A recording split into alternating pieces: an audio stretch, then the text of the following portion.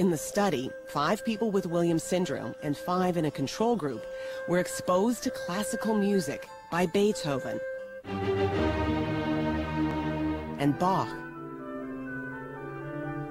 Then they were exposed to various noises, the sound of water, even of vacuum cleaners. People with Williams syndrome process noise differently too, not just music. In fact, for many of them, everyday noises actually sound like music.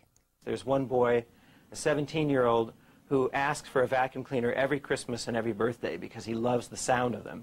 And when the family went to visit us to do our study and we put them up in a hotel, they couldn't find the son one morning, and they looked all over and they find him 3 rooms down with the maid pushing the vacuum cleaner in the room because he loves the sound of it. And he can identify 15 vacuum cleaners by their model number. You know, he hears them and he goes, oh, that's a Hoover 9000. That's a Eureka XK75. So there's this interesting phenotype, this interesting behavior associated with Williams, which is this attraction to unusual sound and music. And that difference showed up here on the brain scans. This is a map that shows the areas of activation in the task where music was compared to noise response in both controls and Williams syndrome individuals. When the people listen to music and noise in the control condition, most of the activation is where we expected to find it, in the temporal lobe regions, the auditory cortex.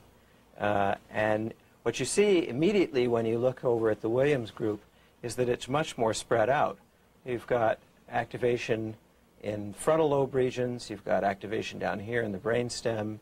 Although it's different for every subject has a more diffuse and spread out pattern than the controls portions. People with Williams syndrome not only used more of the brain to process sound, they used unique parts of the brain, parts normally associated with emotion.